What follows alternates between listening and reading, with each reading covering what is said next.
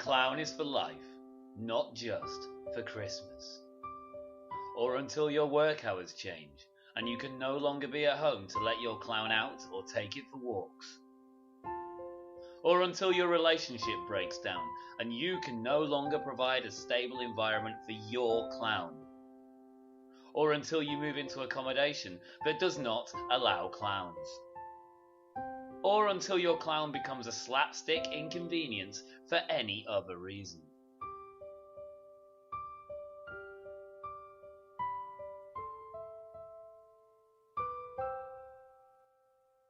This is Dot.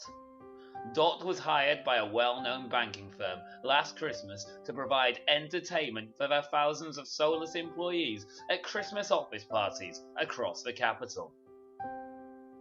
But what happens when all the mulled wine has been drunk? When all the mince pies have been eaten? When the lights dim and the Christmas trees are taken down and burned?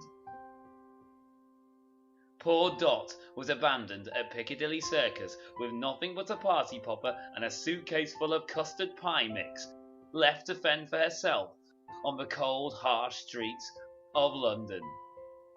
Starving, alone, and desperate to make someone, anyone, laugh. But alas, clowns are simply unfashionable and quite frankly considered disturbing, and without a family to adopt her, Dot faces a futile future of a fool on the dole.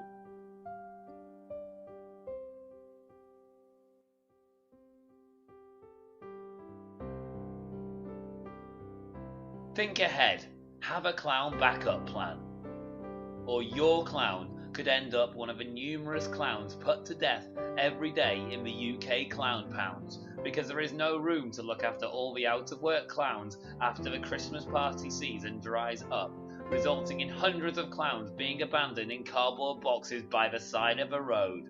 Hungry, homeless, and humorless. Think ahead this festive season, and remember, clowns are for life, not just for Christmas. Thanks for listening.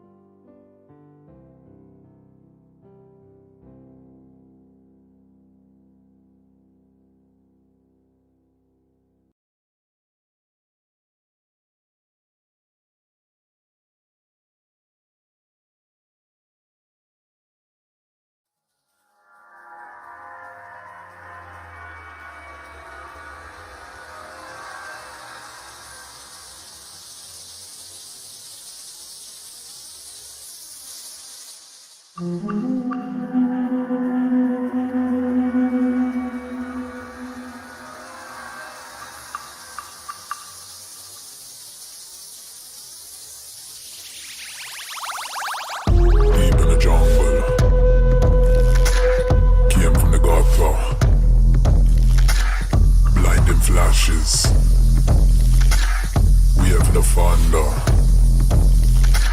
heart palpitations. Never get nervous. If the sense weakness, then this will be worthless.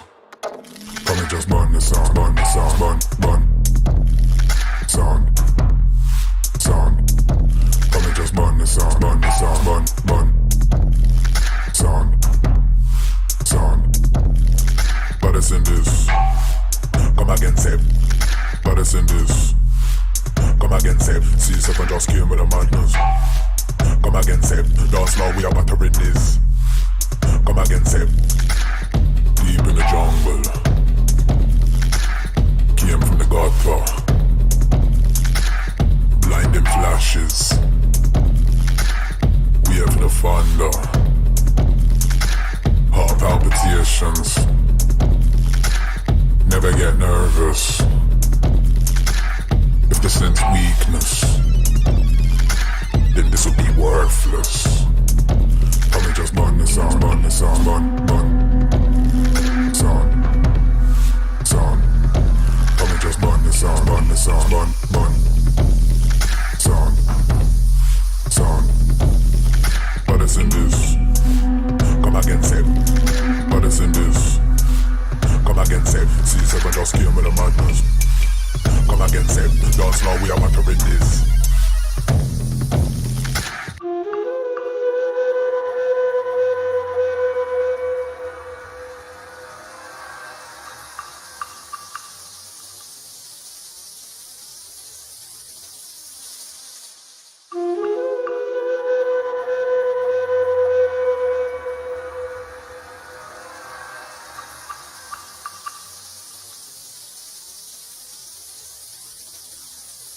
Come and just burn the sound, burn the sound, burn sound.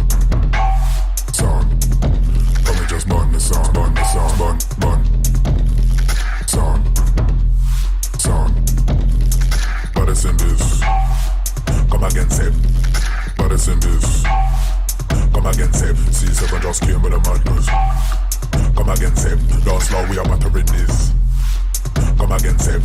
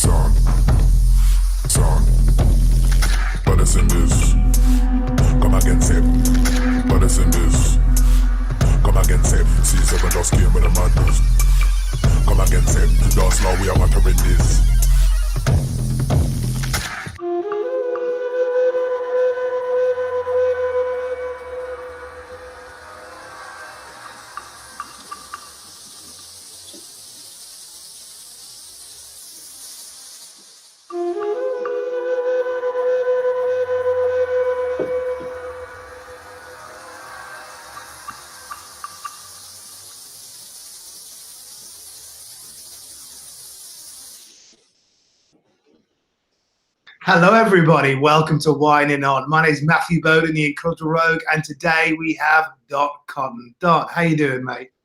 I'm good, how are you? Can you hear me? Not too bad, I can hear you fine. We had a bit of microphone problems earlier on. So one quick, just before we begin, everyone who's watching, welcome, thank you for watching the Whining On podcast. If you've joined us new, please follow the Incorrigible Rogue, join Whining On Public Performers on the Facebook channel. If you're on YouTube, please follow, click the bell, like, and everyone who's watching, please comment. If you do have questions, I will try and fit them in and ask Dot as the interview goes on. Now we've got that out of the way. Dot, you've been a clown for most of your adult life, is that fair to say? Yeah, since I was 19. Since you were 19? And being a clown isn't necessarily something every little girl dreams to be, I'd imagine. Why? I don't know. I think when I was growing up, maybe clowns were considered a little bit out of trend and scary, and they got scarier. And I ended up, I don't think it was my dream to be a clown. I think it became a place that I went after injury. Which is actually typically quite a traditional clown route, so that's quite... Well, I suppose that leads from one question to another one then. So what did you want to do? What did you become injured for? Sorry, my dog is on my left. He's so my background comes from ice skating and ballet was what I did from being about, well, the ballet started at 2. And then I started ice skating around about sort of 6, and then was into sort of full-time competing by the time I was secondary school age, and then started to sort of take a lot of time out of school to compete and got to do a lot of traveling before sort of 16. I was really, really lucky. I got to visit a lot of places to train under the national ice skating team and my coaches at the time. So I got to go to Canada, I went to Vienna, Ireland, like lots of places that on my own as well, without my parents. And were your train. parents And were your parents people who go to the ballet? Were they refined? No, my mum worked in a fish shop, and my dad, he was, well, at the time he was driving trucks for the council. He worked on the roads, and he went on to drive tarmac wagons and work on scrap.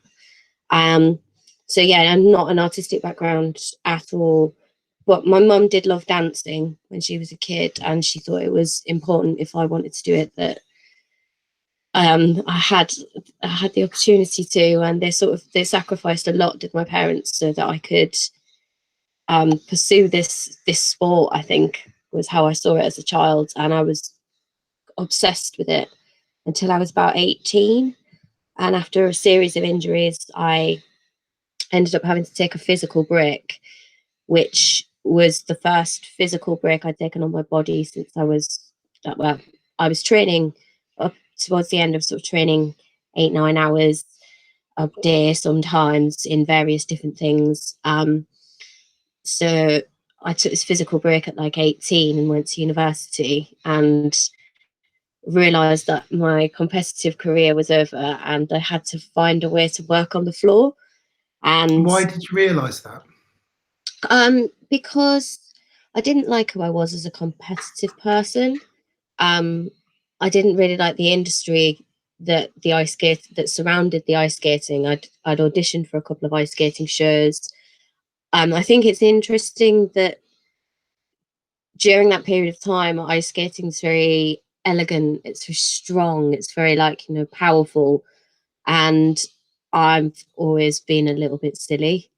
And what used to happen when I was growing up was you'd compete for principal roles in the local ice skating shows, and I'd always ended up being like the White Rabbit or the genie in Aladdin in a great big firm head. And I was a little bit not sort of picked on slightly, but put into these sort of slightly goofy roles and slightly non-elegant roles because I was good at them. But at the time, when you're like a sort of teenager, you're like, why have I got to wear the great big plastic head? And but I really actually enjoyed doing it and being really stupid. So when you said you didn't like yourself in that environment. What did you mean by that? Well, I felt that my enjoyment of what I was doing came more out of the entertainment side of what I was doing and not the competing side. So being able to perform under pressure, although I got a certain amount out of it, I didn't enjoy what it did to my mind mentally going through puberty, especially. And I also felt that, the bits of it that I was beginning to enjoy were the bits which were the interaction with the human beings and not the judges. And that, you sort of start going through your first major existential crisis at around about sort of 18, don't you? You're like, I don't want to be a performing monkey. I want people to care. And I was sort of struggling with the ego of a high-level performer stroke athlete, and at 18 that kind of blew my mind a little bit. So I decided that I was going to go to university instead and try and be an intellect. Well, it's fair enough. It's not a bad choice to make. As far as I'm aware, you got a scholarship to a very high-end university. Am I correct in thinking that? I did. I finished the ice skating, and I'd been really lucky that my mum had really pushed for me to keep up my studies. And because I'd been traveling a lot as a kid, and I did take a lot of time out of school to go, train in Canada and train in Austria and things, that I'd got very used to being very self-disciplined, doing my own studies, which worked really well for the fact that I'd more or less sat my A-levels outside of the sixth form college. But I still passed really well, and I didn't get so much of the scholarship, but my acceptance to go to Cambridge was, they only wanted an A and 2 Bs from me, which usually they require 4 years to get into the university. So I think they gave me a little bit of a break just in case I didn't pass, but I did pass and I did go and I studied, it doesn't exist now, the degree that I studied, but it's an education studies degree. So it's more social science. Well, that part of the degree exists. So the social sciences, which is like philosophy, sociology, history and psychology, all of those ones, of education as a structure and actually how human beings learn and communication.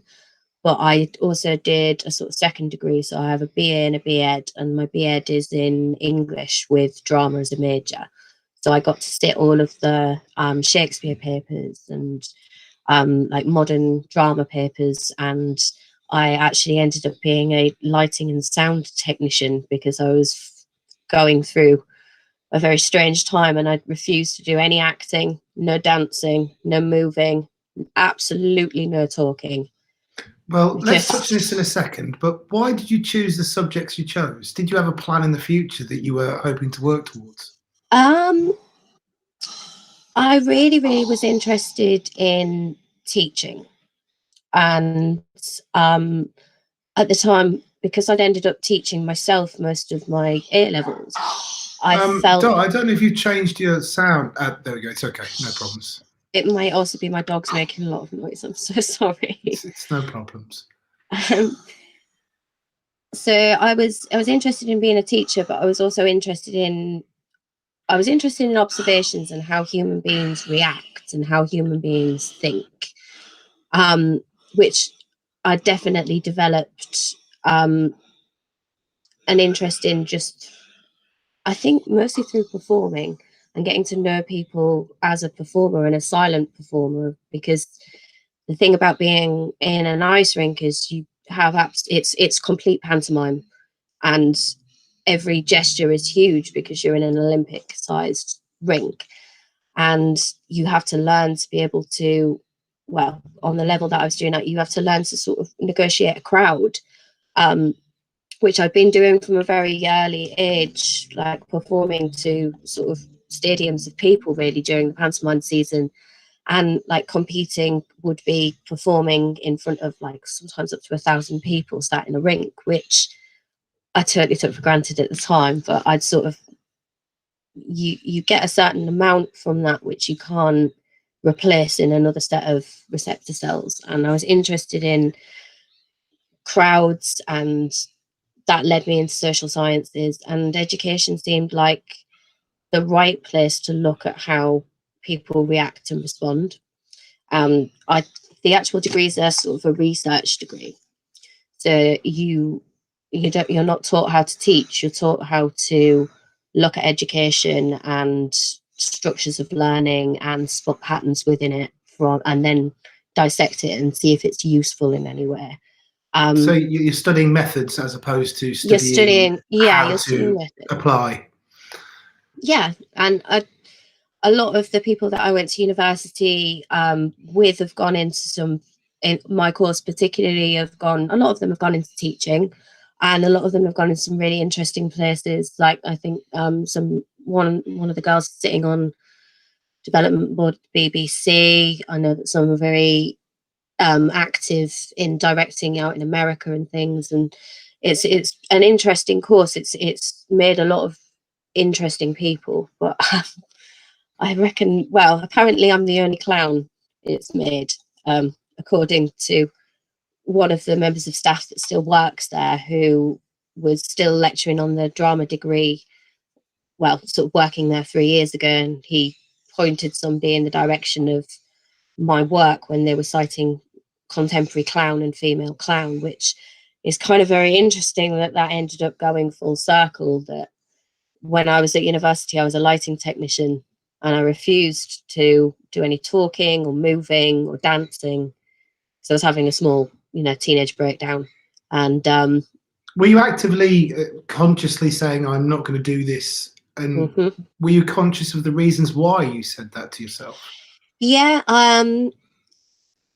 I think it was to do with trying to get control of my body, where I felt like my body had control of me for a couple of years. And it's kind of interesting then why I ended up in clown rather than going into being a dancer, which really should have been the next step. I really, should have gone into dancing somewhere. And I had a whole 3 years at Cambridge where I was this straight academic nerd, very interested in sound, very interested in lighting, and trying to learn actually and use the university for all of the things that I hadn't learned, because I didn't feel there was anything they could really teach me about physical control. I pretty much reckoned I had that.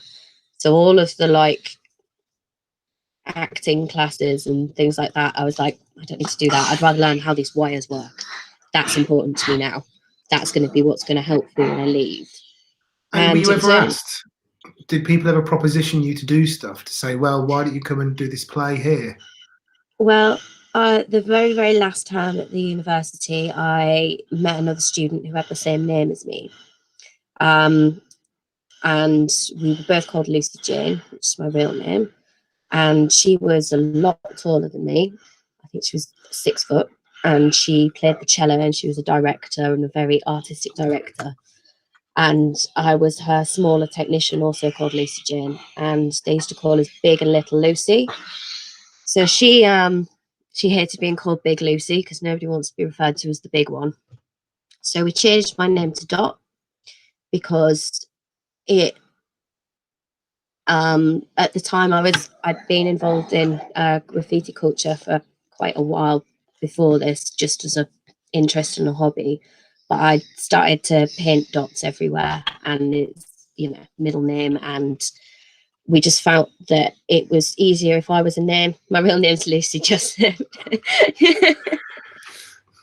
but yeah, so I ended up as Dot with this girl, and I was her lighting technician on a play that she did. And at this point, I'd never danced in front of anybody at university. Nobody knew that part of me existed.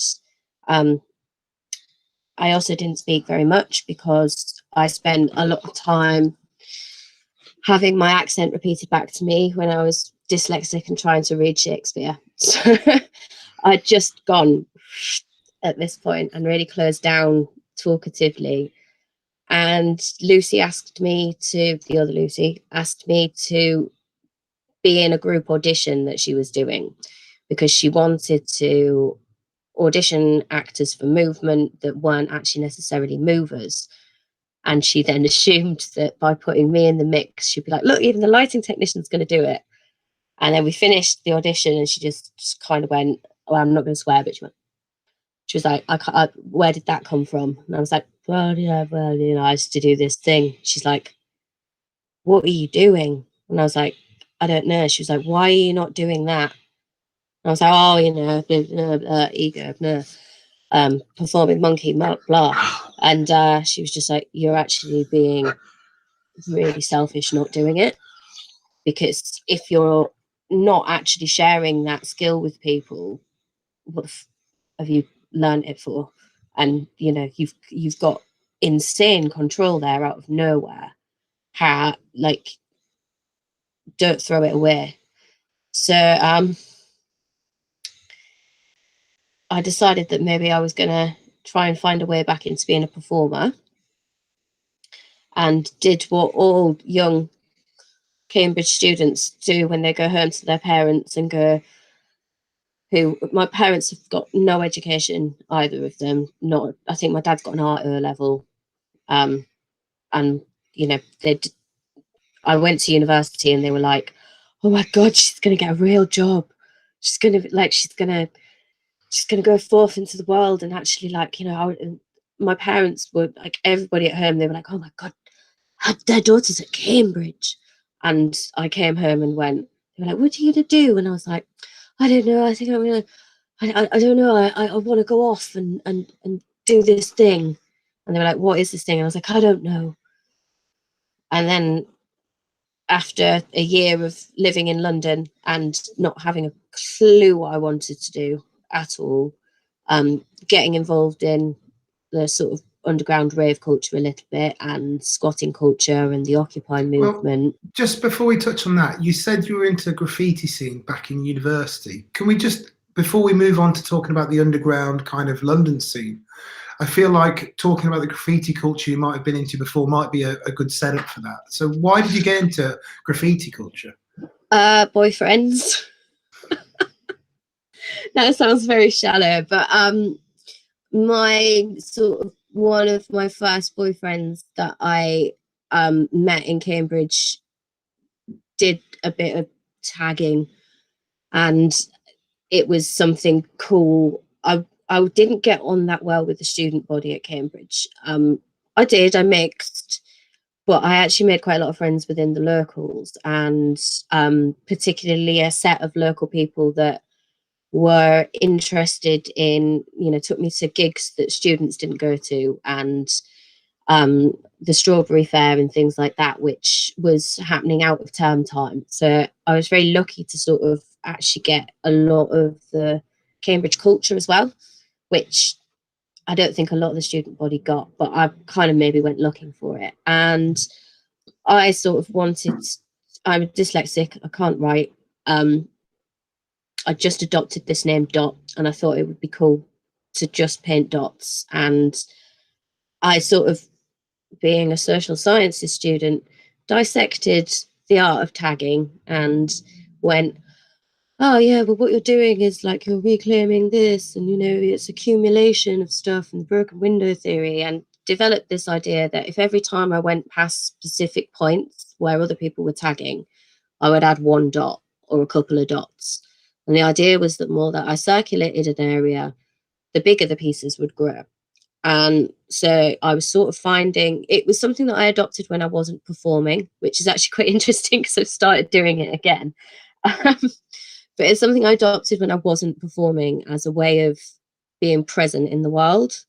And I wanted to find a way of not looking like graffiti, but it's still having that essence of graffiti.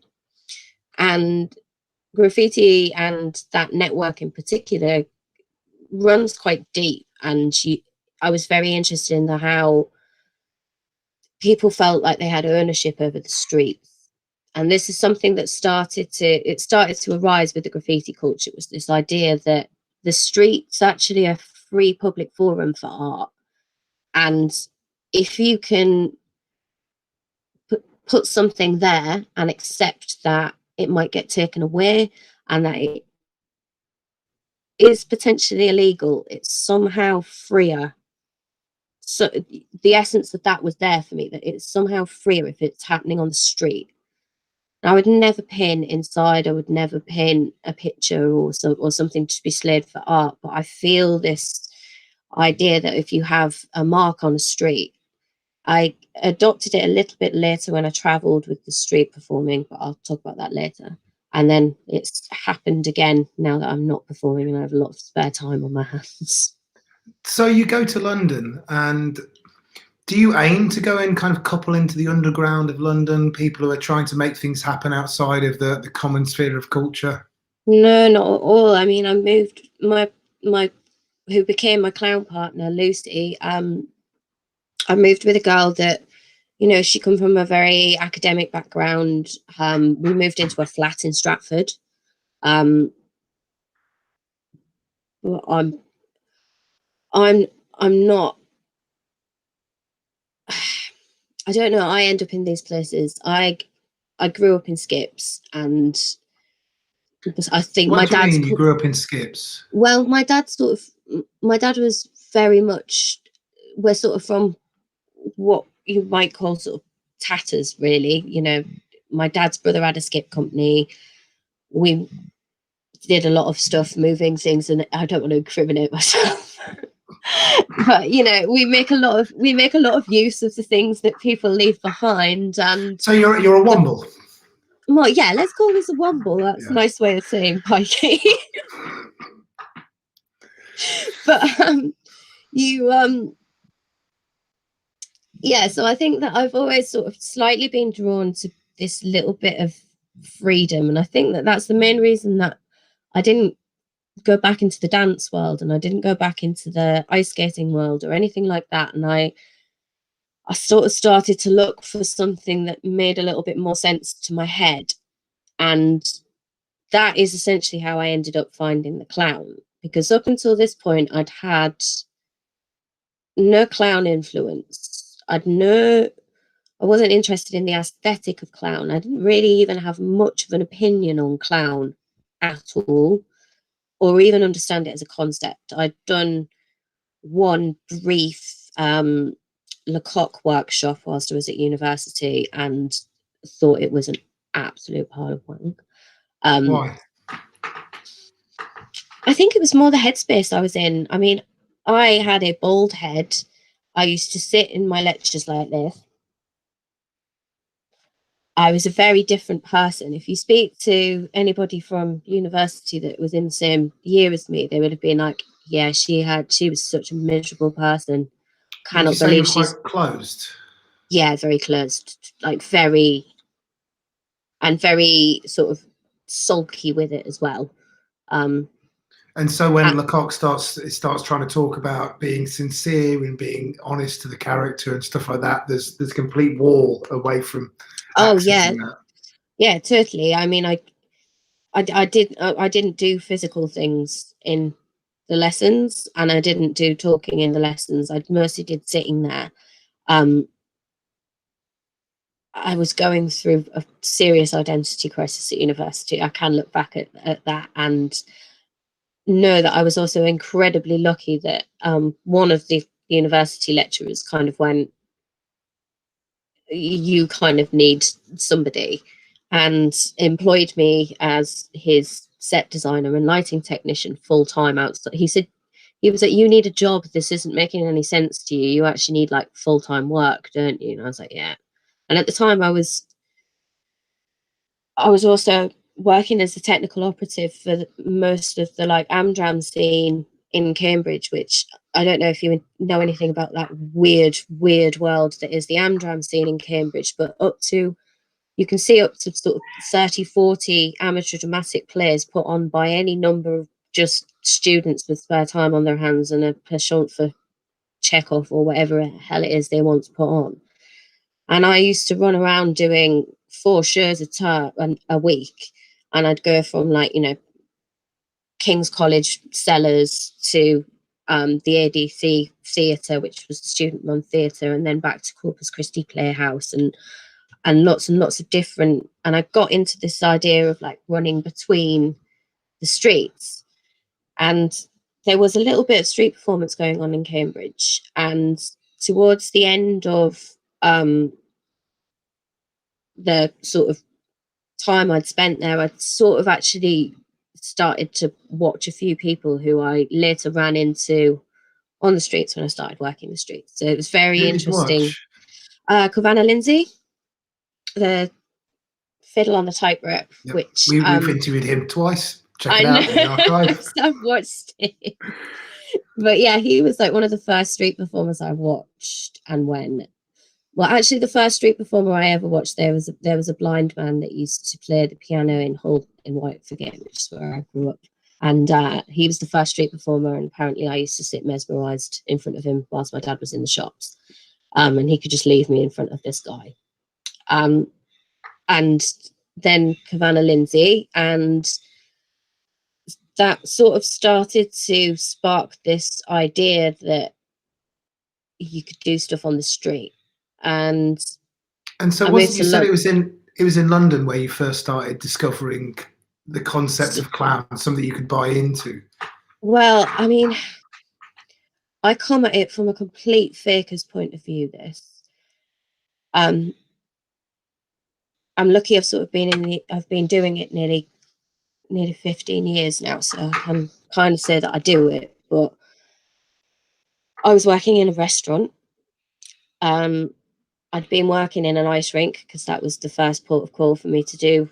When I left university, I got a job as an ice skating attendant in Liverpool Street. And luckily, the guy that ran the ice skating rink lived in a squat round the corner and did graffiti, and we got on like a house on fire. So that sort of allowed me to live in London essentially for free. And so you went and lived in that building. I went and lived in the building, which was Oliver House on City Road. I was a little bit, interested in London, but also miserable that I couldn't understand who I was. And the girl I was living with was in a similar situation, and we were working in the same restaurant. And next door was an Oxfam bookshop. And she went in and she said, I just need to buy a shit book to read. And she went into this Oxfam bookshop and she bought Heinrich Boll, who is a German writer, and it was an English translation. And now that I've destroyed this book, I actually realised that this book is worth money. But we paid £4 for this book. And she started reading it. And halfway through, she was like, oh my God, you need to read this book. And then we were, living very close at the time. And in between our breaks, stealing the book off of each other to read. And it's a horrible story. It's a heartbreaking story of a clown who has had some minor fame in Germany, but he ran off with a Protestant girl. He ran off with a Catholic girl, and he was a Protestant just after the war in Germany. He became a clown. She then has a series of miscarriages and then leaves him for a Catholic man. And you find him, in the novel is set, him ringing round everybody he knows after going home, trying to find where she is, trying to get some money, having fallen over drunk on stage. And it's a really bleak book. It definitely sounds like it's quite bleak. It's really bleak. But in it are some absolutely beautiful images. So one of the acts that he describes that he can't figure out how to do is he has a bunch of keys made out of ice, and he has to find the key to an imaginary door that he's mimed and put there before the ice melts, but he can't find the key. And just at the very last minute, he does, and it melts. And I got obsessed with this idea as something to cling to. And then we decided that the best thing to do would be to leave London with absolutely no understanding of clown at all, lock ourselves in a flat that her mum had in Benidorm or somewhere very similar, and learn how to be clowns. So I'd wasted my student loan on this social sciences degree, and couldn't afford to go to Gaulier or Lecoq, or even at the time Circa Media had just started up. I couldn't even afford to go there. So I thought that, I don't know, we had this mental idea that you can only sort of have at 22, that we'd go out and entertain kids on beaches until we got good at it, and then we'd try and go and hit a few towns like, Barcelona, like trendy places. So she went out to her mum's apartment for a couple of weeks for a holiday with her family, and I flew into Barcelona. And this is after knowing that we were going to try and go and do this, and I'd spent a couple of weeks in London because I was essentially working in Covent Garden at the time, and we were watching a lot of street performers in Covent Garden, and I'd sort of started to develop this idea of an act after reading this book. And I sort of went away to Spain with not really very much idea of anything other than about what clown was about or anything. I didn't know anything. I just had this idea that I wanted to wear white makeup. And at the time I didn't have a nose or anything like that, or an aesthetic or a brand or anything that later developed. And we spent a year. Just before we go on to being there, why do you think you made the decision to do that? to go to Spain to do it, or to to choose do it to in the clown? first place? You read this book, which you describe as a bleak book. This guy's got a horrible life, and you think, well, that's for me. There's something more maybe that's behind you, setting yourself on that course. It's a really difficult sort of area. So my problem with being a performer had stemmed mostly out of the ego that was surrounding it.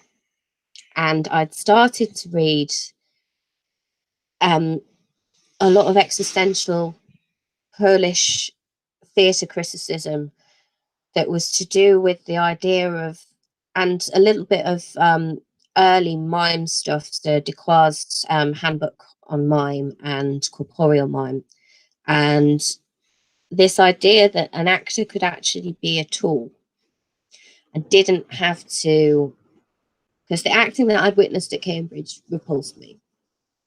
Really, because I just found that the whole celebrity of talking and faking and how that extended into the lifestyle of what it meant to be creatively performative. And I didn't want to speak, and I didn't want that, and I wanted something that was different to that. And then suddenly I read this book and I was like, maybe the clown is actually like I kind of began to form this idea that maybe the clown could be the way that you could perform, but I didn't expose my ego in the same way, and I could control it. And reading, I started to read Tadeusz Kantor, which was the Polish sort of existential, let's call it sort of postmodern existentialism, deep Polish stuff. And he had a lot of work about absenting the ego and being able to look down on yourself as a performer in the moment and manipulate the craft of it. And this became something that I became interested with, because I was like, I have this physical skill. And Decroix mentions quite a lot about how the foot is the proletarian of the body, and how the dancer essentially performs the impossible, but the mime, as a true acting puppet, so to speak, can only perform the possible, because you can only imagine real things in order to technically be able to mime them. So your dancer is essentially creating flight, which is not possible. You know, you see a dancer fly, that's not real, that's an illusion. Whereas you look at a mime and you think they're making an illusion, but actually they're performing real tasks.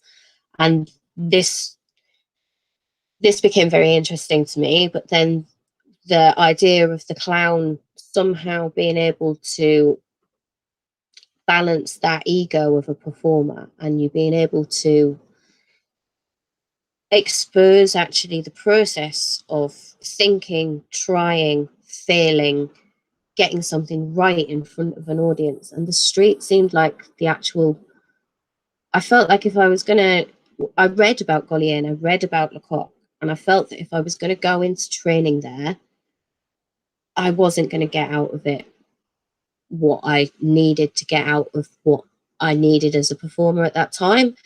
And actually what I needed was real people.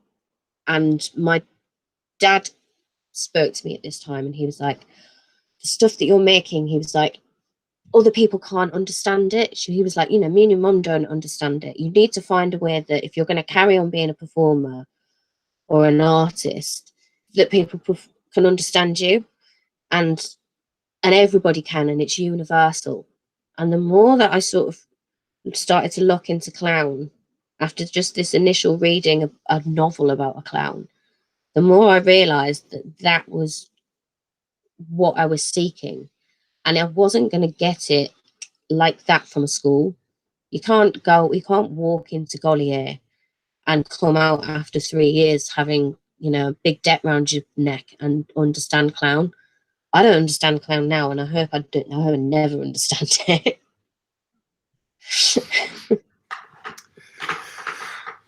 So it seems like at this time it was like the key made out of ice. This was a key to resolving a lot of conflicts with working in the medium. It had all the answers potentially.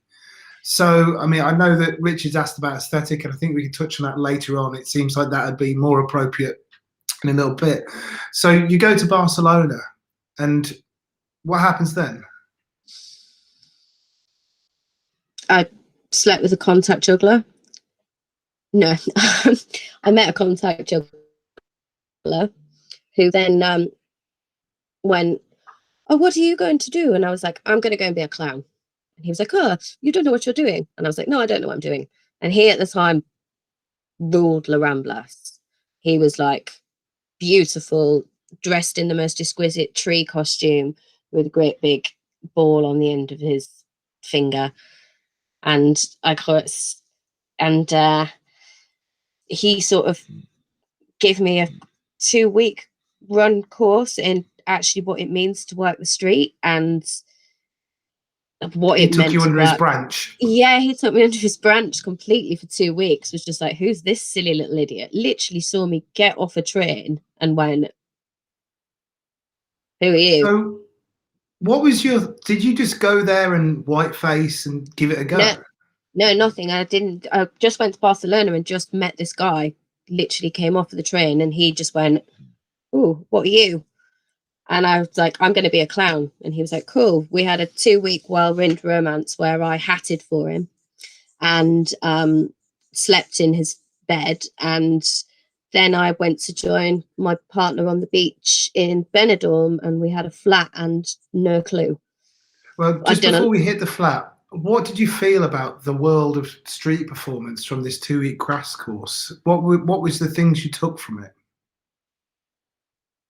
Do you want the truth? Yeah, 100%. I want the truth. Warts and alls. It was a complete man's game. Why do you say that?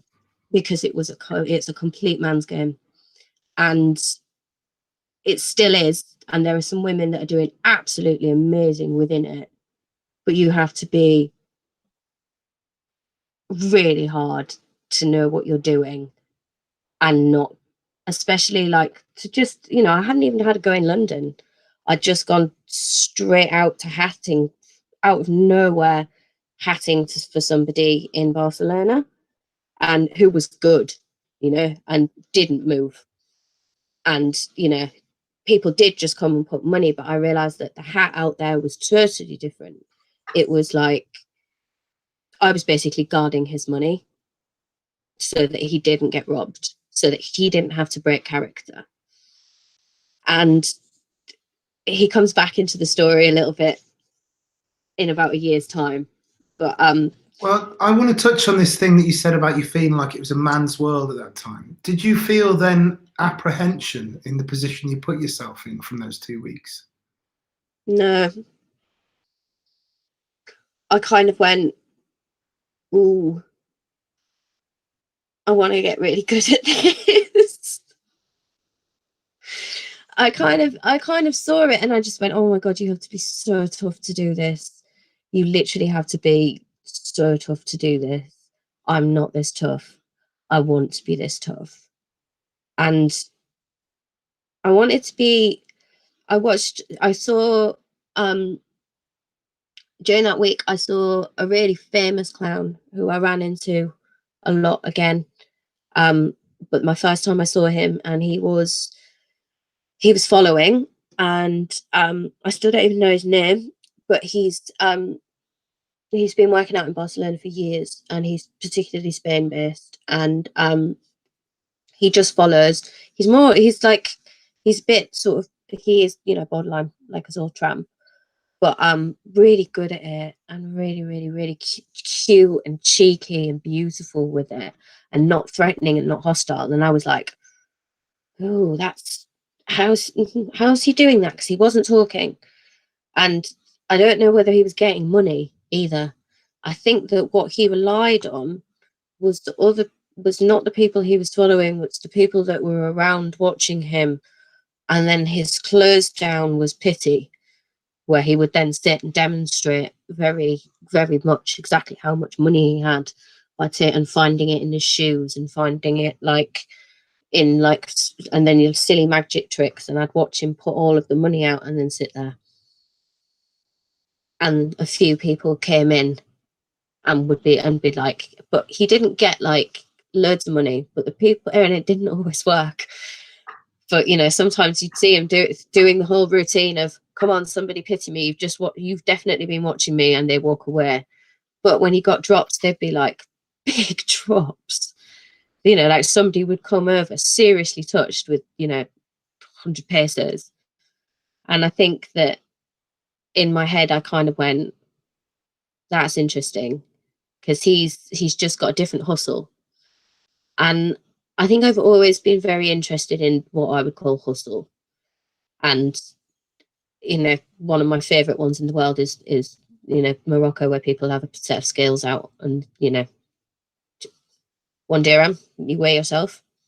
And I think that, you know, like looking at the hustle in Barcelona that first 2 weeks, it was different to London's hustle. It was a lot more threatening. In London, there was a very, you know, I'd come out to watch the Covent Garden shows. I'd seen, you know, some of the big names that are still there and amazing. And, you know, it's actually quite refined. And it's, you know, it's in the establishment that is Covent Garden. And, you know, it feels slightly safe, even though, you know, I know it's not now, but at the time it looked very high end to me. You know, going to see the circle shows in Covent Garden that first year in London, it's like, oh my God, I'll never get to that level. Whereas La Ramblas had a little bit more of a, like, you know, there was still your big circle shows and some very high end costumes, but there was a bit more cheek to it. There was a little bit more of a side hustle that I'd not seen anywhere else. So I sort of dropped myself in. Yeah, a bit more grifty. And I sort of dropped myself right in at that deep end, and then took myself off away from that after like just that little bite at it, really. Just so when you looked at it, were you helping hat and were you an observer, or did you actually put yourself in the performing shoes? No, I was just hatting and keeping the money and understanding how you got a pitch, understanding where like, you know, every morning he would make me, like after the first week, we got up and, you know, I'd go there first, and, you know, and then he and get coffee and, you know, see to, he was hell of a diva, this guy. And I don't think I was the only person that this happened to. I imagined that he, you know, worked very well on just hanging around the station and going,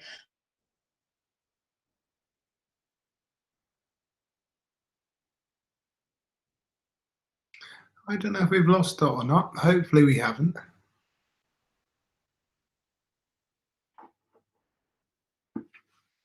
So I know this guy that they're talking about. I used to be a contact juggler when I first began, and people would talk about the guy in Barcelona who'd balance a contact ball on the very tip of his thumb. He was renowned, supposed to be one of the biggest acts in Barcelona. And I find it quite interesting that he was, as it seems, trading on his kudos a little bit. Have we got you back, Dot? sorry. Hey, please carry on. Yeah, I think you're right. He was definitely trading.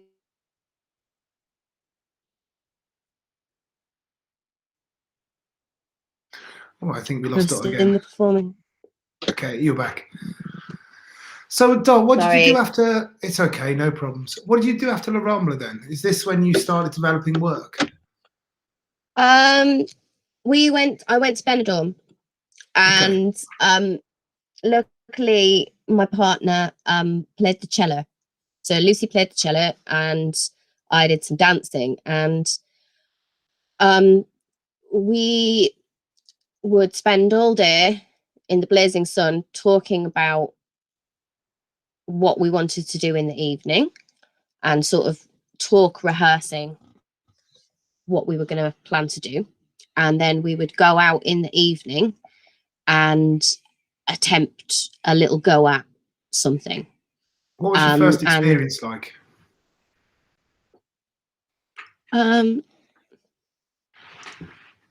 I mean, the first time I put the makeup on and went outside was terrifying. And I realise now that it would have been much easier on my own. But I went as a duo because unfortunately, when you start working in a duo with somebody, you take on the duo fear as well. So I was, that first time I would have been better on my own, but I was, you know, we had to do it together. And we were both really terrified. And what happened was as soon as people started watching me, I naturally went, oh yeah, I've been doing this since I was 6. This is fine. There's a big audience in front of me. Whereas it was actually the first time that my partner had dealt with that level of proximity with an audience. And I think that it was a real learning curve. We spent 6 months. And what happened was we made lots of money because there was nobody else working that stretch of beach. So I think we were sort of like, I think it's sort of Benidorm coast, but it's like Alicante up to that coast. And there's lots of English resorts that lots and lots of English and other European people go to. And there's a lovely beachfront, loads of promenades. And at the time, Madeleine McCann had just been removed from a hotel room. And what was happening was nobody wanted to leave their kids in hotel rooms. But they still wanted to go to the restaurants on the night time and swill sangria. But, you know, where usually they'd have just left the kids in the apartment, nobody was doing that anymore. So we had this like summer essentially where all of the kids were in the restaurants with the parents. So we were just 2 clowns that were pulling up, and we were terrible playing the cello. You were terrible because we didn't have any acts, we didn't have any gags, we didn't have any understanding of what we were doing. We were just trying to, I was just trying to make people smile. And my partner was trying to allow me to find out who I was. And, you know, she didn't end up being a clown. She leaves me later on in the story. But I ended up finding that actually what I was really interested in doing was entertaining people, and not just entertaining them on the level where they'd laugh at me, but where they'd sort of feel something, because that was, I don't know, something that was starting to become really important to me. And how did you realise that? Was there a moment where you're performing, or was it slow and gradual kind of realisation? I think when I accepted that entertainment wasn't, because I think I was, you know, still slightly teenage in that, like, I wanted to make art, but I accepted that entertainment could be art, and it freed me in a lot of ways to actually start putting stuff in front of people that, although, you know, I do continue to make work that is considered edgy, I make stuff that's also very mainstream, and I actually get a lot of enjoyment out of having both contrasts, which I think the video at the beginning actually shows quite well. That was made, you know, that's sort of a visual interpretation of sort of the artist and the clown in me having a little tiff, so to speak, and finding the clown at that time and developing this idea that entertainment was a really useful skill and actually completely valid and it gave me purpose as a performer again, because I thought that my purpose as a performer was as a competitor, and then I was thrown into the Cambridge bubble, which was highly competitive. And actually it was only leaving that and actually going onto the street and performing for everyday people. People that don't go to the ballet, people that don't go to the theatre, people that don't go to the cinema. You know, they you know, it was starting to get to that age where people stayed at home and watched telly. And I felt like live art, particularly theatre and stuff, as I'd seen it in Cambridge, was not going to access real people.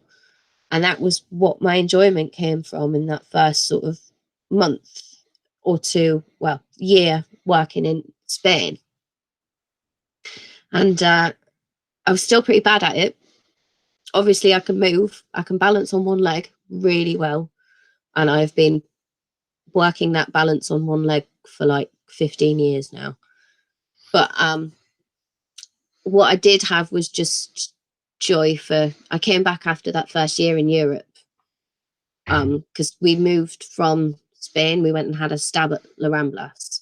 So we stayed there for like 6 months, messing about with kids on beaches, making loads of money, getting really, really drunk, not seeing any other street performers at all. There was nobody else. Occasionally there'd be guitar buskers and the occasional, like, clearly traveling, I've got a few beanbags and I'm going to do a bit of juggling, but no act. So, you know, we were somewhere between, actually, you know, Lucy could play the cello. She could only play Bach's cello suites because that was the only cello music we had. And I had one of these radios, which we carried around with us, which when she was too tired, we'd just put the radio on. And that became something that kids loved. That if you put the radio on and go, there you are, you choose what I dance to, kids are like, and, you know, they'll just change it and see how fast you can move. And then the children that I worked with out in that very first year in Spain, I've developed my career. I still use that technique to this day, and as a way of interacting audiences and composing acts now. And that came from that first year out on the street, taking myself to people that didn't know anything about clown either. And I didn't know anything about clown. And we sort of just played with each other for a bit. And then I came home. Did you, at the end of this journey, start feeling a certain amount of competence in what you were doing? A sort of, no? No, not at all. I mean, I've been trying to work out actually how long I've been doing it. So we're going into sort of nearly 20 years. So this is like the first year. I mean, I don't think I don't feel competent now at what I do, but I do know that I've been doing it long enough that I must have some sort of handle on it, so I can fake it a bit better, which, you know, I'm fine with that. But then so what did you do when you came home then? Well, when I came home, I tried to audition to get a pitch on the South Bank, and they sort of told me that I couldn't maintain what I was doing as a walk by pitch, that I'd have to be a circle show. And I was like, I'd sort of set I've always been, and I think I always will be, a walk by show that sort of borders on the occasional semicircle. I'm somewhere in between. Yeah, I think it's always going to be walk by, because that's just how it's always been. And when you audition for walk by pitches, they're like, you're going to do that for half an hour. And I think when I first started doing it, I think I auditioned for one of the human statue pitches. And I mean, they're so highly contested. And they were like, you can't do that for an hour. What they didn't realize is that I'd been standing on beaches on one leg for a full year for 7-8 hours. And that was the endurance that I really liked out of the street. The fact that nobody could tell me to go home. I could just keep moving up the beach and working from restaurant to restaurant until I'd had enough. And sometimes that was days, like as a 21-year-old. On the South Bank, what happened? Did you go to an audition and they made you present work in a room, or?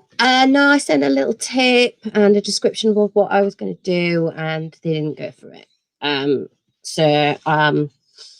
didn't really think that much about street performing in London through the typical means after that, because I kind of realised that it was a lot. So we did end up going back to La Ramblas, and I did actually work at La Ramblas as a clown for a couple of months. Did you perform in London when you came back? Was there avenues for you to do work in other ways? No, so I came back and who asked? Richard Jones asked about the aesthetics. So I came back and I couldn't really negotiate working on the street because I hadn't realised about like fly pitches or anything like that in the early days. I thought it was all just Covent Garden or the South Bank, and I didn't think I was good enough for there yet. So I went down Brick Lane, and I had a little go on Brick Lane, just actually not for money, because I figured that to actually feel if I was going to do it, and this has actually always been my approach now whenever I enter a new place as a street performer, is that, oh, I'm not doing this for money, I'm just having a feel, and if I make any money you can have it if this is your pitch. And I've done that all over the world now, and it works really well. And so yeah, I had a little feel down Brick Lane, and one of the shops was like, oh, I like this, darling, you should come do this outside of here, are you tap dancing? Well, that's marvelous. And this vintage shop picked me up and were like, yeah, we really like you tap dancing. And then they had a little job going repairing clothes, so I became their seamstress. And on a Sunday when they had the big market, I tap danced outside the shop. And this guy also, it turned out, was running an underground burlesque night, which was the very, very, very early days of the burlesque scene sort of taking off. And this guy went by the name Baron von Sanderson, and he used to run a night called De Fresh Muse, which I will actually maintain is some of the best parties that I've ever been to in my life. It isn't burlesque like we knew burlesque now. He tried to sort of recapture the sort of like pre-war cabaret, like, you know, German cabaret days, the sort of like futurist movement and things like that, and Dadaist movement. And it was all, you know, everybody was in completely authentic clothing. It was less of a like smutty thing and more of a high end, like an excuse for people to wear their fur. And the dancers that he employed were, you know, very, very to the like vintage word. There was no neo burlesque, nothing like this. It was a very, very, and I used to do the door for him and then tap dance at the end and pick up the bras. And are you in whiteface when you're doing this? Yeah, so I came back from Europe, and I was whiteface in a black leotard and a little white dress in Europe, and just the little lips. So then I was doing the tap dancing in non-makeup, just in my like I didn't really have a costume. And the aesthetic actually came from this time period where I was working in a vintage shop and had lots and lots of access to lots of costume. So I started to mess about with creating this clown aesthetic, what I really wanted it to look like. And I started to do a lot of reading at that time about how the actual history of clown and what the style of clown was and how that had developed. And I sort of went for a very traditional look for my clown, mostly because I felt like what had happened with the aesthetic of clown in the sort of 70s and 80s became something that was very much associated with what I refer to as primary colour clown, which is the very like red, yellow, blue children's entertainment clown. And I mean, it looks great. That time period was fantastic in the 70s and 80s when that was, you know, those big party clowns. But what happened was in the 90s, that became something that got ridiculed. So the actual style of it became very pastiche, very quick. And because clowns had been used so much in adverts and things, it had become something that had got cheapened, very, very cheapened. So I decided to try and go back a little bit further with the aesthetic of what I was doing with my clown and tap into actually what the market was at the time, which was that very vintage, you know, it was the beginning of all of the like burlesque nights, cabaret nights, swing dance nights, people buying their clothes on Brick Lane and then going out down Dalston and then going into Soho on a weekend. And Madame Jojo suddenly had, you know, had a resurgence in variety acts, and that started to happen. So I actually found that I never really worked. I came back from Europe having done the street season and worked sort of on the fringes of stage world, really. I had started to work at festivals, and I'd started to do walkabout. So what I actually got employed as early days was sort of audience interaction, and that's what I actually went on to specialize in within the sort of off the street world, was audience interaction and being able to be that character that sees and interacts with the audience. And that is the big power of clown for me. And I will say this over and over again, is that when I suddenly discovered that you're the only character on stage as the clown, really, that can let the audience in on the jerk or be the jerk. And it's your interaction with the audience most of the time on a larger scale within shows that holds shows together. And I've had little triumphs where they've put me in the audience greeting people on the way in to big shows, and people have walked away talking about that clown that lined her money off at the edge of the stage rather than the big acts. And I feel that came from what I'd been doing on the street and the fact that I was not that confident. Like I said, I felt like it was a real man's game. And you know, those early days in Europe, I didn't really come into contact with a lot of street performers other than this initial man that I'd met. And then usually what happens, people would come across us and sort of go, oh, this is very good. What the fuck are you doing? Like, you're not from this world. And it was finding a way to be accepted in that world. And that took 10 years, I think, more, of just sticking at it and sticking on street corners. Even when I had jobs in the Hippodrome, even when I had jobs in the Roundhouse, I actually realised, because I'd learnt so much in that first year of just being on the street, that it was going to be that tool that I used to actually progress my art. And so how did you, so you were working in Brick Lane and you developed this 1930s kind of retro clown. How did you start selling that? Because if you're putting yourself into festivals, if you're putting yourself into gigs, you're promoting it and people are buying it.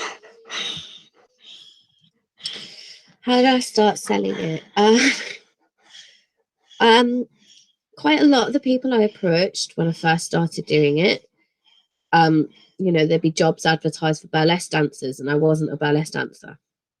And I was hiring myself out as a stagehand.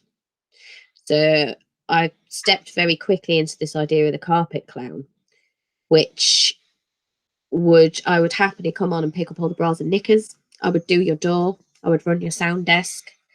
I would do all of those jobs. You know, I'd sweep up.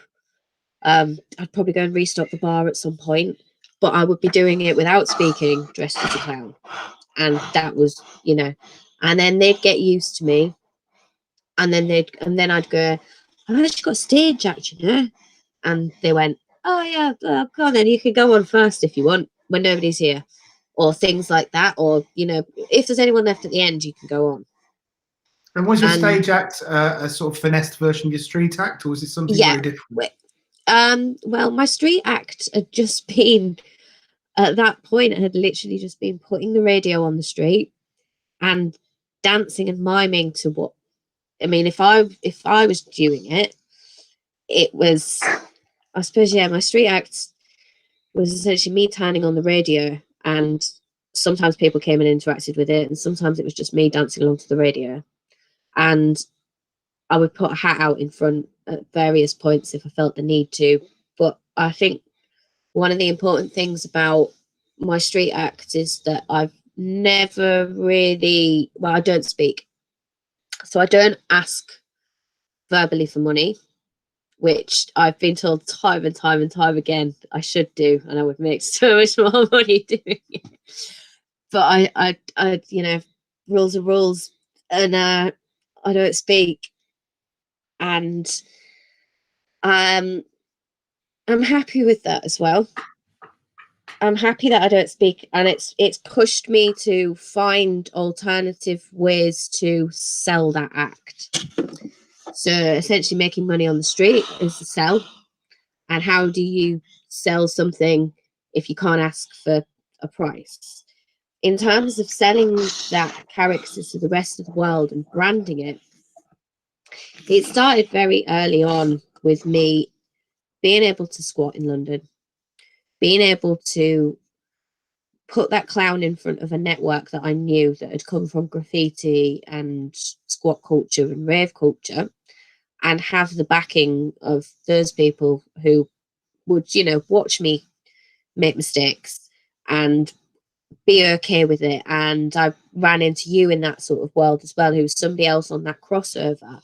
That was sort of in between the squat world and the street world and the show world at the time. Because I think when I first met you, you just started doing like quite a lot of bigger stuff with the chainsaws and the big outdoor stuff. And the door pirouettes in big festivals and stuff like that. Yeah. The really exciting stuff that I was like, oh God, who's that guy? He's professional.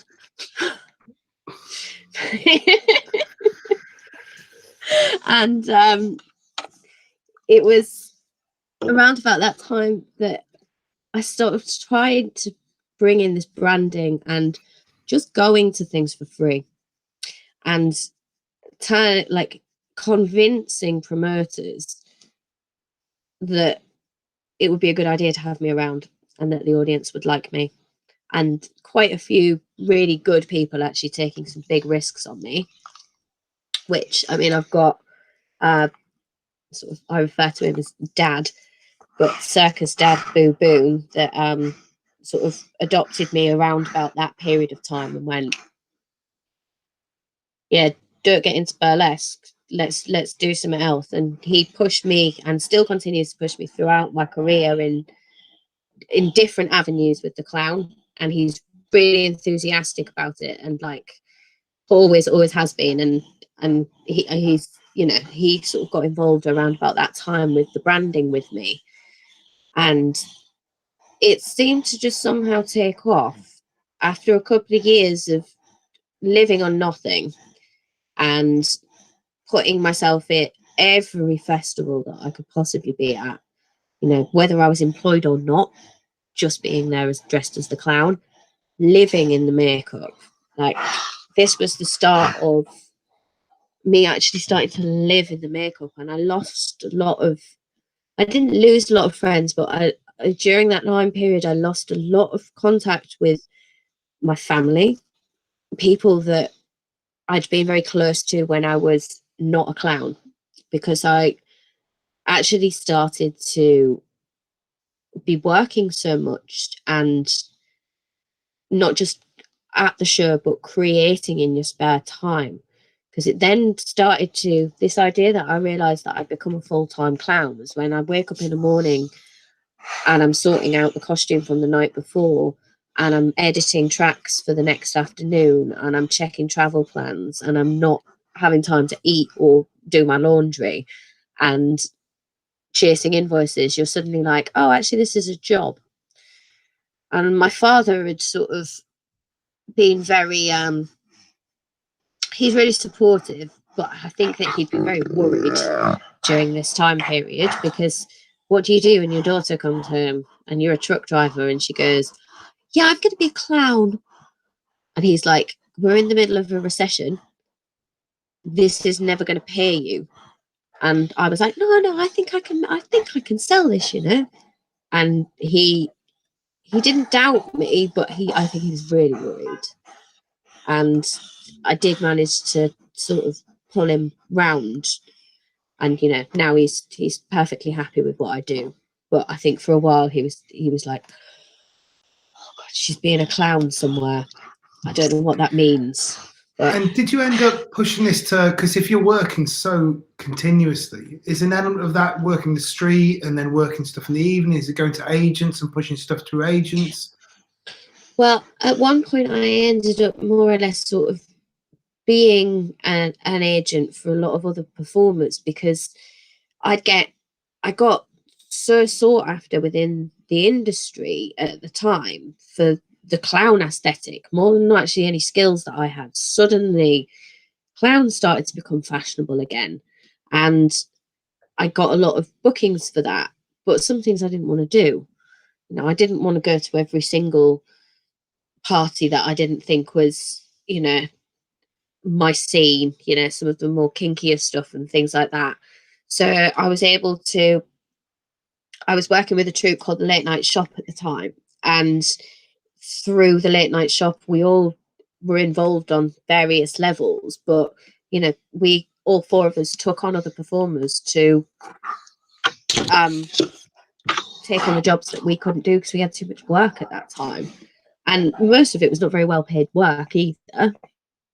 You're at that point in the career, but for me, because I wasn't off the street still, and that's the interesting thing about it, although I was working in 3 or 4 venues a night, I was still on the street as a clown. I was still on public transport as a clown. And I then, you know, you'd end up with Christmas time, for instance, I'd finish a show at 2:00 in the afternoon. It'd be like a family thing. I'd have 4 hours in between the next show, where 2 hours of that's traveling, and then I've got an hour hanging around with makeup. So I would stand outside of venues and keep warm, actually, because when you do a lot of the physical stuff to warm down and warm up again in between, so then it's my sets essentially ended up being like, without the radio, just stretching sessions. And I wouldn't say I made a lot of money out of these sessions. These were more, I made a lot of friends out of these sessions, and people that I've got to know London through performing around London and not asking for money. And that's put me in touch with a better network of people than any of the performance stuff that I've ever been and done. And I feel like I've met real people rather than the people that can afford to be in the clubs and afford to be in the venues. And then, so I sort of did that for about 4 years. You said earlier you was in a group. The Late Night Shop. Oh, yeah. Would you like to talk a little bit about that group? So we worked together as sort of like a burlesque clowning troupe, but we were strictly sort of festival work and indoor stuff. How did that come together? That was so I had been trying to get involved in the burlesque scene, and I couldn't because I wasn't really a burlesque dancer. I met Apple Tart, who was trying to do some really interesting things with burlesque, where everybody else was doing sort of vintage stuff. She was coming at it from a completely different point of view. I had a very loose acquaintance with a performer called Bounce, who just finished an MA in physical theatre, who I knew from Hull. And she came to one of mine and Apple Tart's first sort of sketch performances in Dirty Dick's in Liverpool Street. And she was like, yeah, I want to do this. Shove it. Yeah, I could do this. And she turned out to be like one of my favourite clowns, female clowns of all time. But and then another performer called Charlie Bucket, who's now Charlotte Bouquet. And she was actually a photography student at the time, but had been involved in a lot of modelling. So we were coming at burlesque at a time where it had been very vintage and very trad for sort of 6 years. And I'd been working as a stagehand 6 years, maybe 4 years. And we had a sort of 3-year period where we sort of introduced this sort of a lot more sort of punk elements to the burlesque in the London scene. Essentially, we were coming from a squat world and an art school world rather than a sort of fashion or vintage world or a circus performing world background. I was the one who sort of had the circus skills, but the girls actually had a lot of the like creative power in terms of we were able to tell stories as a team that you couldn't tell as a single performer. And that really kind of made our shows a lot more theatrical and a lot more clowny, and it went down really well. And how did you write then? Between all of you, how did you sit down and create? It was just depend on the act, to be honest. Sometimes somebody would come with an idea and we'd make it happen. I always made the soundtracks to everything because I've gone on to also be still really involved in sound and do a lot of sound work. And so usually the girls would come up with a concept, I'd mix the music, and then we'd joint choreograph them, so to speak. I mean, we had a stab at all different kinds of stuff. We had voiceover things and, you know, dance pieces, like strict slapstick pieces, like political pieces. There was all kinds of weird. We tried to just sort of experiment with the genre of burlesque as much as possible. I mean, it was the start of neo burlesque becoming a thing, and we were definitely in there at the beginning of that movement, which, you know, like this neo burlesque movement is very, you know, it's very mainstream now, and it's actually more what the variety scene is centered around. And it was really interesting to try and put clown there, because clown had not been very fashionable, and they wanted polished acts. They didn't want street acts. And again, I got a lot of people to take risks with the Late Night Shop and bookers, and it paid off for them.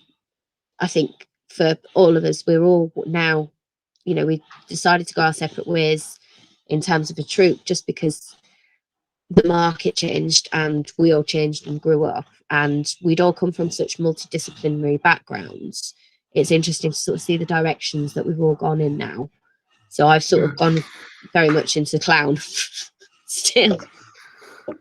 Well, one of the things I'm quite interested in, you talked about clown becoming cool, and there seems to have been a movement of cool clown that has come from another element we've both shared, and it's in the squat scene and kind of the underground music scene. Seems to have been a very fruitful place for that to blossom. I was wondering if you wanted to talk about that a little bit. Okay, so whilst I was in Cambridge, I had sort of come across a few clowns, and so amongst the sort of free parties that I was going to, there were kids in baggy pants with clown baggy pants, like patchwork things, and it was slightly hippie but a little bit circusy, and poi was everywhere, and I was a bit like, this is a bit not really sure how this works. And then clown makeup started to be at loads of raves and things that I was at. And at the time I was very much like, this isn't cool. I don't really like this. This is weird. Who are these people? Do you have any idea where that was coming from? What introduced that? So that came from the wonderful Mr. Ed Cox, who I then later ran into on a bench on Midsummer Common in my last year, and he sort of was playing an accordion, and I dragged him back to Lucy's flat and was like, check out this guy's really cool. And she was like, oh, you seem nice. And we had a flat full of people, and he was playing his accordion, and he put the CD in the it was a CD in the CD player, and it was something called Clowncore. And I was like, this is also I remember saying, I was like, this is the worst and best music I've ever heard in my life. And I couldn't quite understand how something could be so jarring yet fun. And I'd sort of, I knew what I knew what music was, and I knew there was, into techno and gabba and things, and I liked hard music, but this was fun. And this guy's here and he's wacky. And I was like, you're cool. Yeah. Ignored it, didn't think about it again for a couple of years. And then obviously I'd moved myself into this sort of squat culture. And then this sound system started getting mentioned within the culture, which is the Life for Land sound system, where they all dressed up as clowns, like somewhere between sort of slightly cool and slightly scary clowns. And they'd done a big tour of Europe with Ed, and they'd gone around playing accordions at people.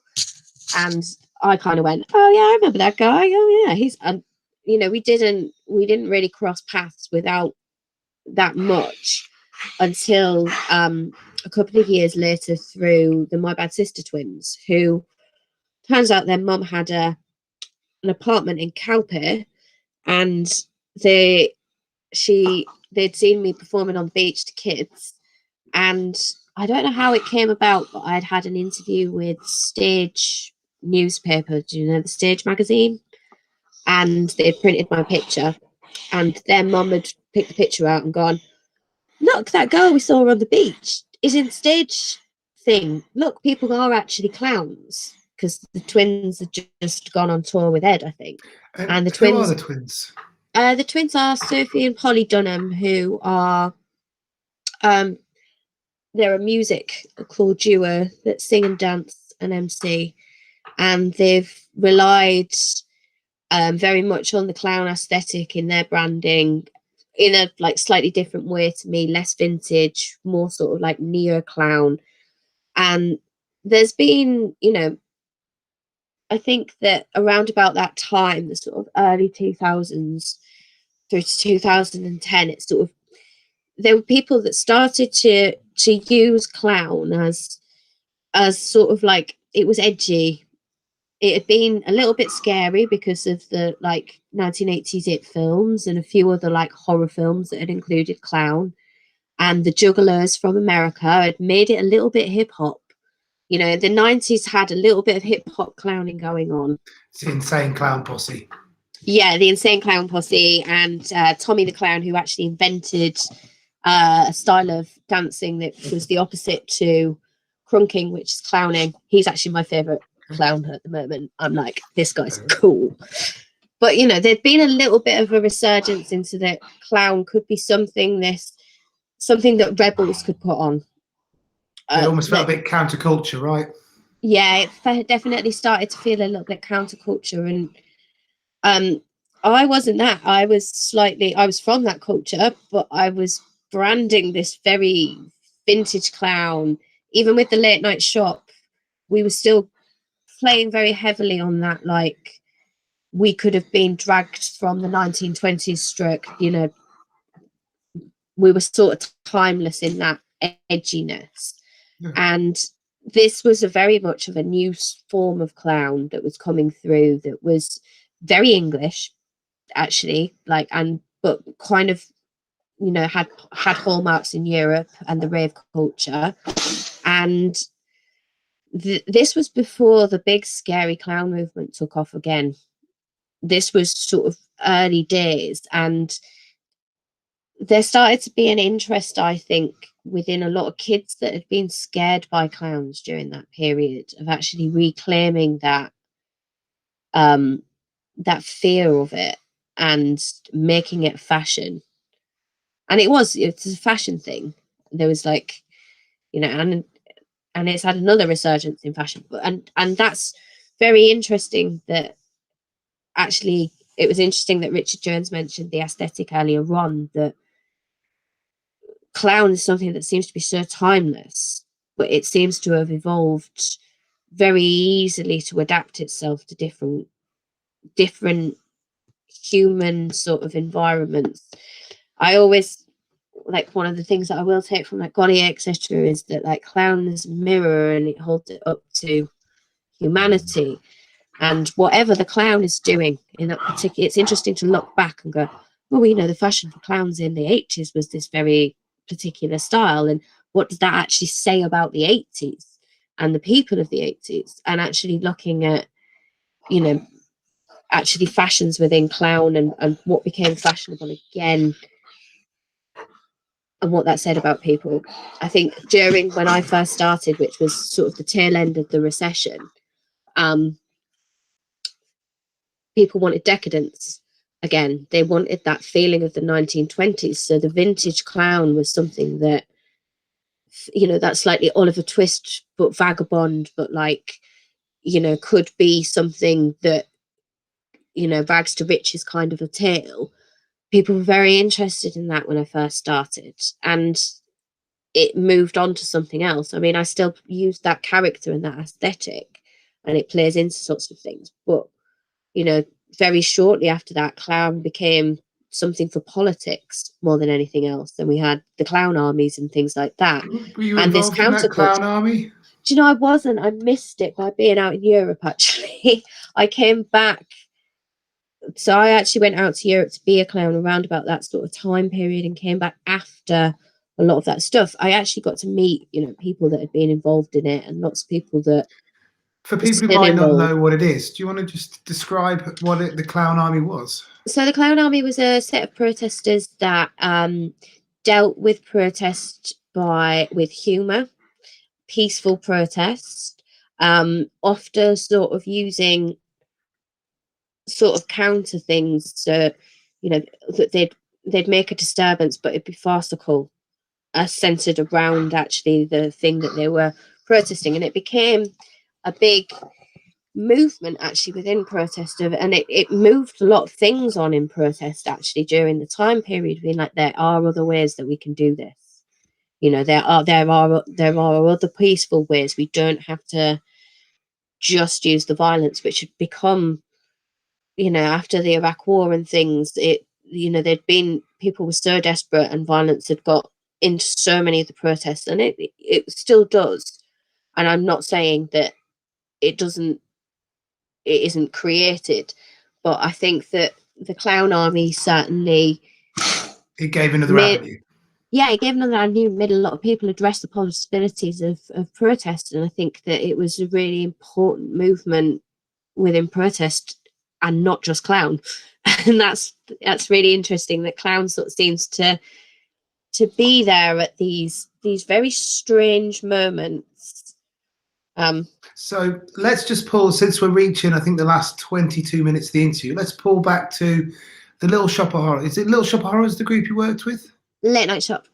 Late Night Shop, sorry. So why weren't you guys together till that day? Why did you guys decide to go off in your own ways? I started to want to work in lots of different other. So for me, I got to this point where I was like, it's not just enough for me to have put the clown in a couple of places. My aim for the clown is to. So by this point, I've been in the game maybe sort of 10 years, and I've noticed that there's this thing called the household name clown, which is something that has developed throughout history of clowns, where very early on in the days of clowning, you know, you'd be able to say to a kid or a child, who's the most famous clown in the world? And they'd be able to go, oh, that's Joseph Grimaldi, or oh, that's Coco the clown. And the clowns were sort of, oh, that's Chaplin. And clowns were actually the first celebrities of within, you know, the strictly performing arts and not just music. And I think that carried on through, well, it's carried on through to this day. It's only that the household name clowns now are fictitious clowns. They're not working clowns. I do this regularly now with my students. I will ask them to name a clown in a workshop, and I will get it, Krusty the Clown. Occasionally I might get like Mr. Bimble, or the Clown Tweedy is the one that he works for Zippo's Circus, and there's quite a lot of kids in the areas that I work that have seen Zippo's Circus that can just about remember him, and they will describe him to me without knowing his name, and I'll tell them who it was, and I get a little bit of that, of them describing clowns they've seen but not knowing their names.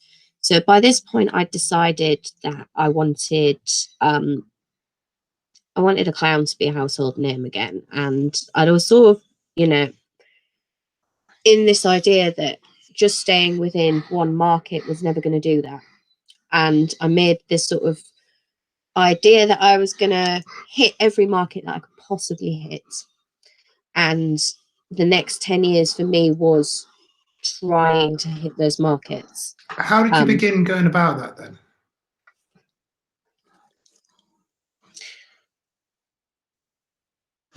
It's really difficult to say, to be fair. I mean, the internet helped massively, because around about this time, Instagram, YouTube, things like this started to become easier to access. So I was putting videos, profiles and things together digitally that I was just sending out to people. They weren't online. So I didn't have acts and things online. I was approaching people with PDF files so they couldn't just take the pictures. And I'm sorry, my dog. Oh dear. I was approaching people with PDF files. I was marketing myself and getting to know people in different industries. So specifically, I went for the music industry because I had a lot of friends that were making music, and I quickly realized that it was a market that had been touched by clowns, but hadn't really been touched by clowns. I'm trying to find out at the moment whether, because of the time period that I've done it in, that I'm in the most like single person clown in the most music videos. So I've done loads of music videos and appearances in silly little things that have just rolled into each other. So once you've done a couple, you get recommended to other people. And then, you know, if sometimes markets have fallen into my lap that I weren't expecting, and other times I've pursued them. So particularly I really want to, and I have been pursuing, like working in actual theatre, proper theatre for the last sort of 6 years with my company, Familia della Noche, which is what I'm like currently working on now. But then, you know, another big market to try and tap was like the fashion industry, and actually try and see if I could get the clown into a major fashion label, which I managed to do last year. And how did you get a clown into a major fashion label? I was really, really lucky, and it turns out that one of my friends is friends with a really exceptional photographer who recommended me for the job. But and which fashion label? I've recently just done a photo shoot for Vivian Westwood, which was I was recommended for the shoot by a photographer called Alice Dalal, who's just sort of taken on the last couple of Vivian Westwood shoots. She's relatively new, and luckily the first word in the brief for the spring summer collection was "It's all street theatre," and I don't know how I ended up that clicking somebody's brain, but somebody went, "Oh, well," Alice went, "Oh, I think we should use my friend Dot. She'd be really good." And I went and did the casting and the makeup. It was terrifying. And I thought they were going to be like, "Yeah, but why not the makeup?" but they let me wear the makeup, and Alice is actually one of the only people that I've ever let publish pictures of my real face without the makeup on.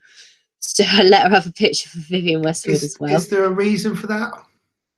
Branding, more or less. And I do like having the anonymity of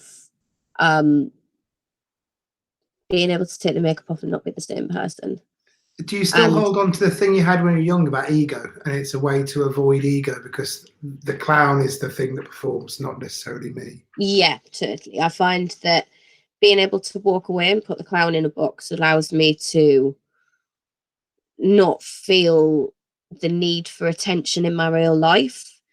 I'm very happy and comfortable just being not center of attention in a room and quiet, or a normal person that makes my dinner and walks my dog, and not be this goofy character.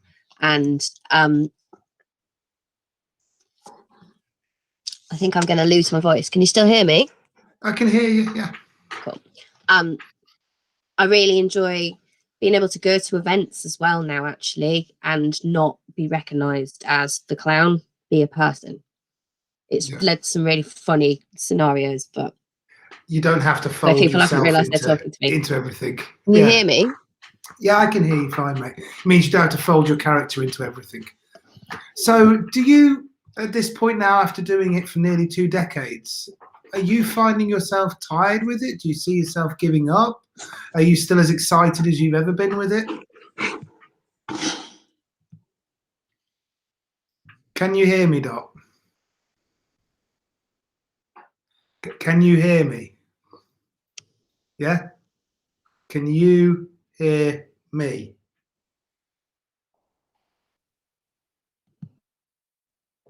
Is that better? Can you hear me? I can hear you fine. Yeah, I can hear you. Can you hear me? So I was asking, do you find yourself after 2 decades of doing this nearly getting tired of it? Do you see yourself slowing down, or are you as excited as you ever have been about the clown? I've really struggled in the lockdown. This is the first physical break I've taken since I was 18. Clearly, doing some navel gazing and thinking about what the future holds. But I felt like, for me, it was a really important thing to have happened, to stop working for a year. It's given me some time to sort of address where I want to push the clown in the future. I don't ever see a future without it. I kind of expect to sort of die with a suitcase in my hand with white face paint smeared around the edges of my face. And I'm perfectly happy with that. Yeah, it's great. And so we're reaching near the end, almost the last 10 minutes of the interview now. So first thing is, for entertainers who are beginning, and I suppose you've spoken a little bit about being a man's world. So I'm particularly interested if you have any advice or anything you'd like to say to female entertainers who are starting off on the street or in the other plethora of industries you've worked in. Well, I mean, I say it's a man's world in the fact that it's a tough world. And when you start working out on the street, you're working with some of the toughest people in the world, because they're not only people that have chose to work in a really difficult area, but if they're thriving, they're also really good at it. And that in itself, if you can even 10% crack the street, like 10% crack the street performing world, you will have no problem performing in front of 90% of audiences anywhere else. And that's the thing that I've told myself going into, working huge audiences now, where I'm in front of thousands of people, or I'm in front of 2 people, but they're the managing director of Vivian Westwood, and no audience is tougher than those street audiences. So it's such valuable experience as a performer, and it's the reason I go back and I keep addressing wherever I end up going with my performance. I'll go back to the street to ground myself, because that's where the real actual lessons that have developed my craft have come from trying things out in front of everyday people who will forgive you and love you for it. And it's a really tough world, but that's actually the reality of being a human being. And as a performer, you have to stay a human being, even if you're one that wears a big red nose and loads of red hair. But yeah, and there's just another thing that's come into my head thinking about it now, just because I think we were in a moment in time. A lot of the people I interview, squatting has been something which is a very constructive, almost kind of like a artist's benefit in some way, because it gave me the time and the space to create. And we've talked about that a little bit in the interview. But one of the things I find interesting, particularly with you, Dot, is that you do loads of video work and multimedia work, which obviously has lots of different creative influences working with it. Does that have something to do with squatting? I think that I've always been interested in the video, the multimedia stuff. And I think that there's a lot of so the multimedia stuff for me, a lot of my friends that have been around me that have helped me, like Enjoy Chaos and people like that, who've really opened my eyes on what you can create visually. And I don't know whether they're still the same production company, but a film production called they used to be Bang Bang Productions. It's run by a girl called Paola, who really helped me understand a lot about film, and just watching her edits helped a lot. And there is a big culture within sort of the squat culture of documentation and archive, and us being aware that not everybody gets to see this, and you're not going to get to see it straight away, but you're going to see. And I feel like this is something that you're doing with this project, which is really important, is this idea that subcultures and underground cultures are very rarely archived. But there's been a big movement within what we're doing. Like, I didn't film any of my early street work at all because I didn't feel confident enough to film it. Whereas now I'm able to not just film it, but I'm able to control the filming of it, which has come through live event stuff, which I've seen people doing in a lot of festival and underground work, really, and having the space through squatting and alternative means to actually experiment. And that's what I think that culture's got above anything else, is once you sort of take the restrictions of system away and you have a little bit of freedom, you either do nothing with it or you do everything with it. And I think I've been around a lot of people that are doing everything they can with it, and it encourages you to do everything you can with it as well.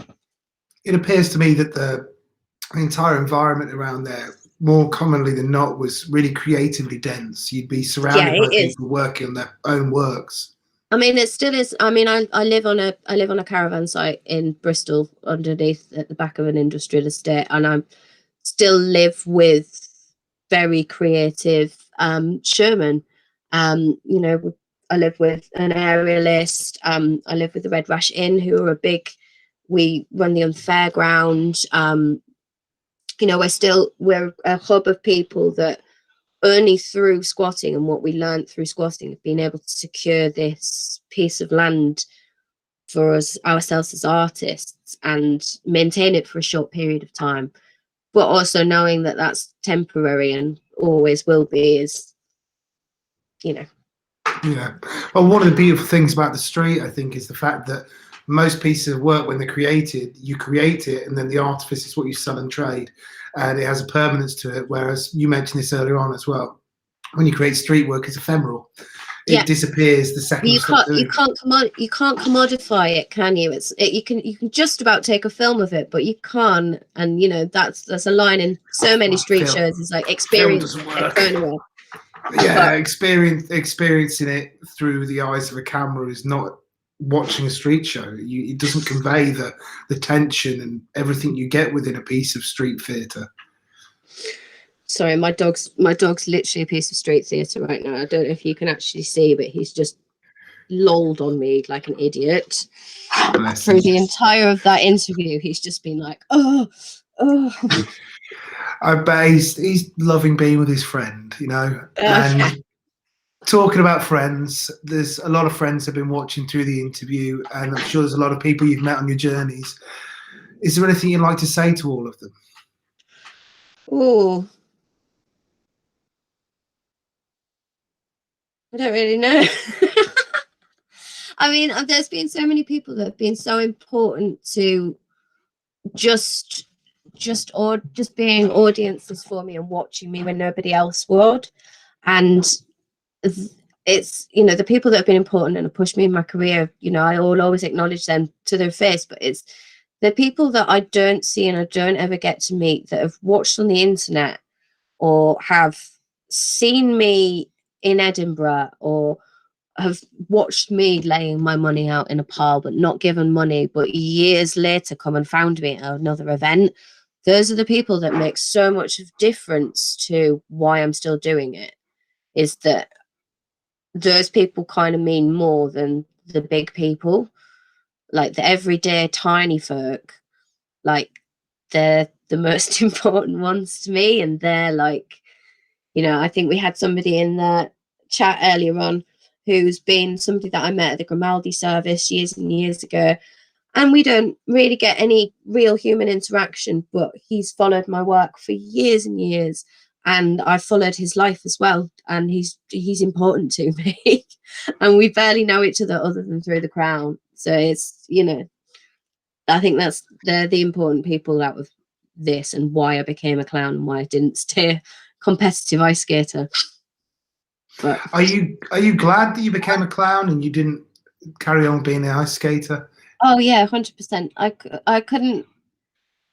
I know that, and it sounds that if I die tomorrow, I'm 100% happy with what I've done and what I've given, and I don't feel that. I feel like as a clown, everything that I've tried to share with people has had like thought and meaning behind it and real human reaction, rather than any other way that I could have done competing or performing as a sports person. I feel like the clown's given me back my humanity that maybe the training took away from me when I was younger. Well, Dot, I'd like to say thank you. We're reaching more or less 2 hours now, and it's been an absolute joy talking to you. It really has. You know, insightful, interesting. You touched upon some things that happened through the 2 decades of both our performing lives, which I think will be interesting for people for years and years to come to hear. So thank you so much for sharing your story with us. Well, thank you for having me, and thank you for making the archive. It's I think it's meant a lot to us all, hearing each other's stories, and like the ones that I've dipped into, just like, you know, I've listened to a couple of them a couple of times, and I really want to listen to the Nerd of Rare one. Yeah, it's a really fantastic resource. I'm really glad that people are able to use it. Thanks, mate. And for everyone who's been watching, guys, thank you for watching again. I hope you truly enjoyed that. Say what I said at the beginning. If you're on Facebook, please like, comment, share, join Whining On with Public Performers or the Public Performance, the Encourage Brogue fan page. If you're on YouTube, please like, comment, share, click the bell, subscribe. If you want to go to www.whiningon.com, that's the website. If you can or are able to, look at the Patreon, think about supporting the project. Otherwise, everyone, have a really, really good night. Thank you.